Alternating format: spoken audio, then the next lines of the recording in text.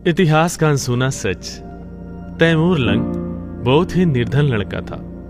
वह किसी धनवान व्यक्ति की भेड़ बकरियां चराया करता था तथा सुबह शाम किसी लोहार के अहरण पर घन मारने का काम करता था। परिवार में केवल उसकी एक माँ थी।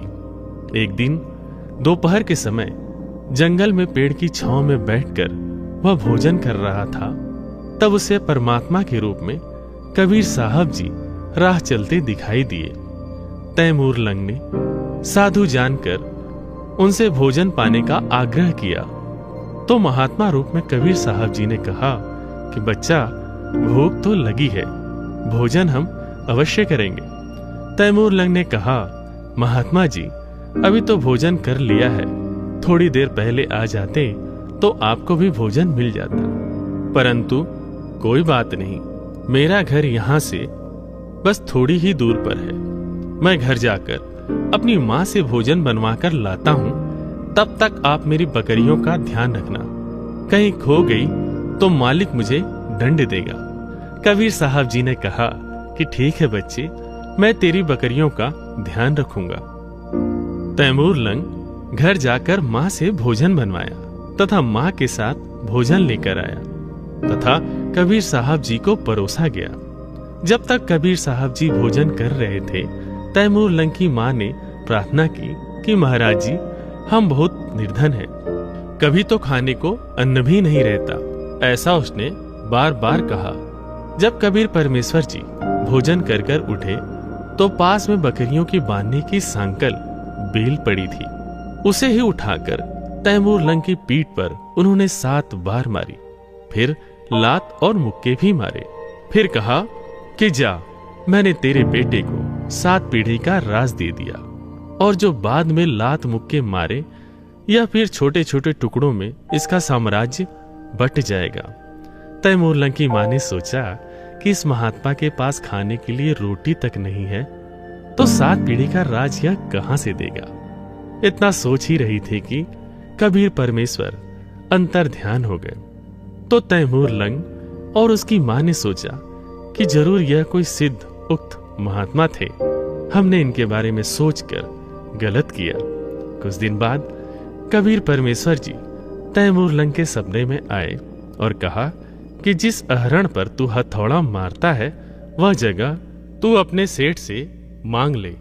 तैमूर लंग ने कहा कि वह मुझे कैसे देगा, मेरे पास उसको देने के लिए पैसे नहीं है।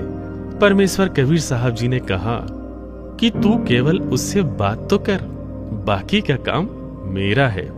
तैमूर लंग सुबह उठकर अपनी माँ से बताया कि माँ, मेरे सपने में आज वही महात्मा जी आए थे। तो उसकी माँ ने भी कहा कि बेटा, उन्होंने दर्शन तो मुझे भी दिए थे, लेकिन वो बोल क्या रहे थे यह मुझे याद नहीं। तैमूर लंग ने कहा कि माँ, मुझे सब याद है। सारी बात बताई। सवेरे उठकर तैमूर लंग ने उस लोहार से कहा कि भाई, यह जमीन आप मुझे दे दो, मैं अपना काम चला लूंगा।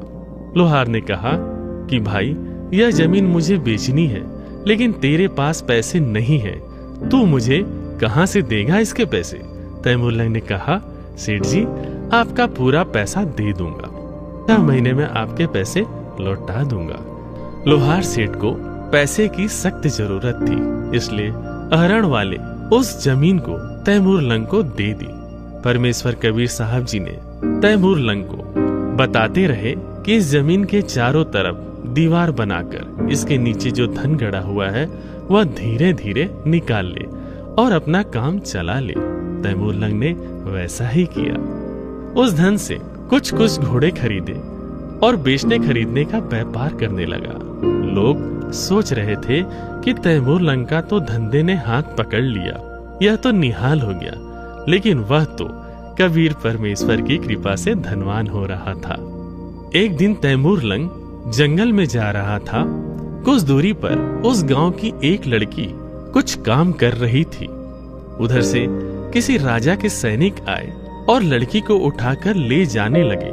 तो उस बहन ने आवाज लगाई, रे भाई तैमूर लंग, मुझे बचा ले, रे भाई तैमूर लंग, मुझे बचा ले। तैमूर लंग उस लड़की को बचाने के लिए राजा के सैनिकों से भिड़ गया लेकिन तैमूर लंग अकेला था। सैनिक 3-4 की संख्या में थे। तैमूर लंग को अधमरा करके पटक कर सैनिक लड़की को उठाकर लेके चले गए।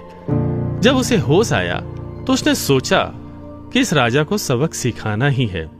उसने अपने जैसे ही कुछ गांव के युवा लड़कों को इकट्ठा कर उनको लड़ना सिखाया और बदले में उसको पैसे देने लगा, जिससे और युवा लड़के आकर उसका साथ देने लगे। उनको लड़ना सिखाया, हथियार बनाना सिखाया। ऐसे करते करते उसने अपने लिए एक बहुत बड़ी फौज बना ली। समय देखकर तैमूर लंग ने उस राजा पर हमला बोल दिया। राजा के सिपाहियों ने देखा कि उन पर हमला होने वाला है, तो राजा को जल्द सूचित किया गया।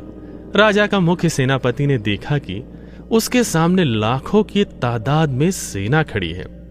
सेनापति ने राजा से कहा कि महाराज, हमें आत्मसमर्पण करने में ही भलाई है। राजा ने तैमूर लंग के सामने आत्मसमर्पण कर दिया।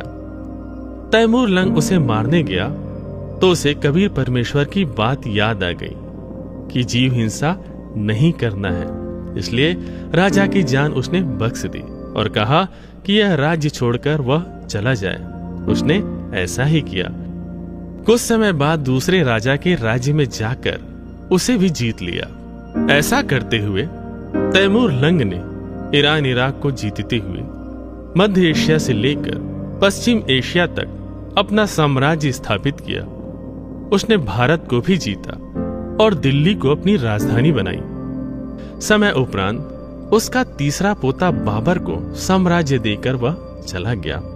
इतिहास गवाह है कि तैमूर लंग से लेकर औरंगजेब तक तैमूर लंग की 7 पीढ़ी ने दिल्ली पर राज की और उसके बाद समय के साथ साम्राज्य छोटे छोटे टुकड़ों में बट गया। कबीर साहब जी ने निर्धन तैमूर लंग की एक रोटी खाकर उसे 7 पीढ़ी का राज बख्शीश दिया।